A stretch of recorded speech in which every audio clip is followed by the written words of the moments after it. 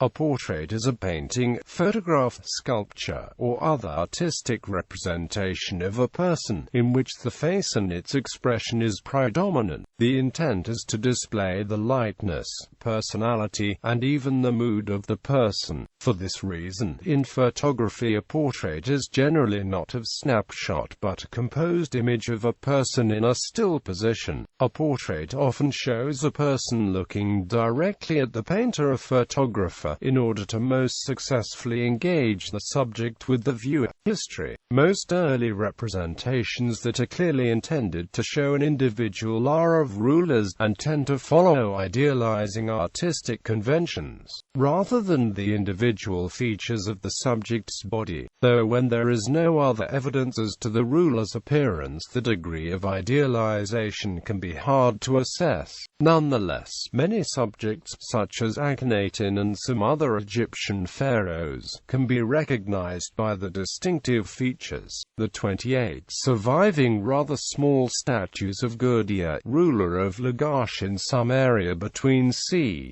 2144–2124 BC, show a consistent appearance with some individuality. Some of the earliest surviving painted portraits of people who were not rulers are the Greco-Roman funeral portraits that survived in the dry climate of Egypt's Fayum district. These are almost the only paintings from the classical world that have survived, apart from frescoes, though many sculptures survive, and portraits on coins. Although the appearance of the figures differs considerably, they are considerably idealized, and all show relatively young people, making it uncertain whether they were painted from life. The art of the portrait flourished in ancient Greek and especially Roman sculpture, where sitters demanded individualized and realistic portraits, even unflattering ones. During the 4th century, the portrait began to retreat in favor of an idealized symbol of what that person looked like. In the Europe of the early Middle Ages, representations of individuals are mostly generalized. True portraits of the outward appearance of individuals re-emerged in the late Middle Ages, in tomb monuments, donor portraits, miniatures in illuminated manuscripts, and then panel paintings.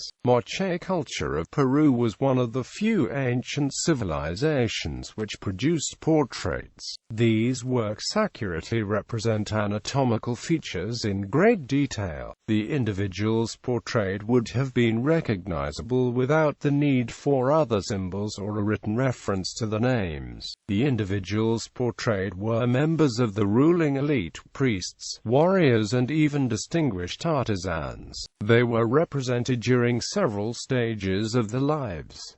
The faces of gods were also depicted.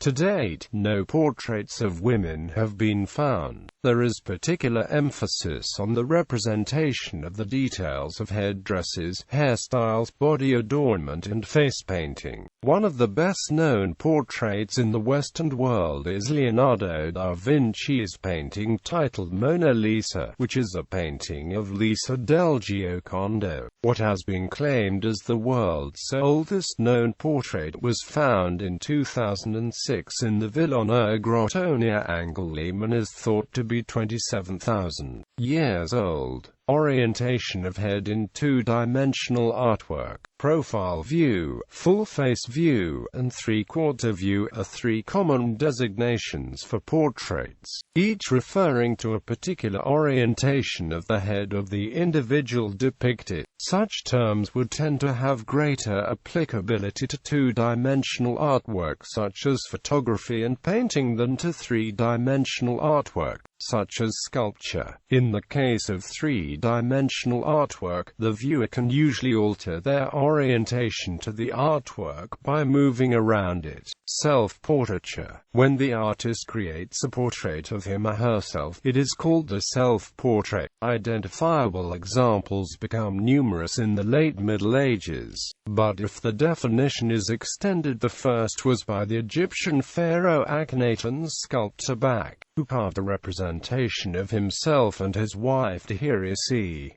1365 BC. However, it seems likely that self-portraits go back to the cave paintings. The earliest representational art and literature records several classical examples that are now lost.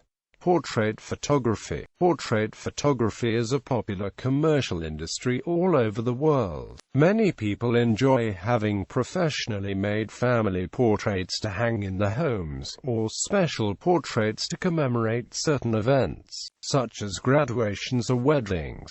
Since the dawn of photography, people have made portraits. The popularity of the daguerreotype in the middle of the 19th century was due in large part to the demand for inexpensive portraiture. Studios sprang up in cities around the world, some cranking out more than 500 plates a day. The style of these early works reflected the technical challenges associated with 30-second exposure times and the painterly aesthetic of the time. Subjects were generally seated against plain backgrounds and lit with the soft light of an overhead window and whatever else could be reflected with mirrors. As photographic techniques developed, an intrepid group of photographers took the talents out of the studio and onto battlefields, across oceans and into remote wilderness.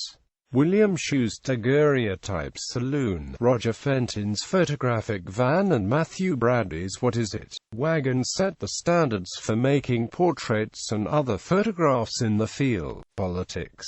In politics, portraits of the leader are often used as a symbol of the state. In most countries it is common protocol for a portrait of the head of state to appear in important government buildings. Excessive use of a leader's portrait, such as that done of Joseph Stalin, Adolf Hitler, or Mao Zedong, can be indicative of a personality cult. Character portraits. Beyond classical and photographic portraiture, a new type of character portraits, based on an inference approach and little known outside of the field of psychology, has recently appeared in North America, in Asia and in Europe. The principle of this new form of portraiture is that if a sufficiently high number of original drawings of a child, and eventually writings of an adult are available, this body of material may be used to decipher and portray the principal traits of character, the personality and the individual vision of the subject. Recent works by Canadian artist Eileen Paris show that this approach may be efficient, particularly when applied to an important corpuses of graphic creations by a child. The resulting mosaic are galleries that the artist designates as portraits of the imaginary world of children, a character and personality portraits. Of great sensitivity, she creates those works using as base material a large number of miniature reproductions of drawings done by a young child.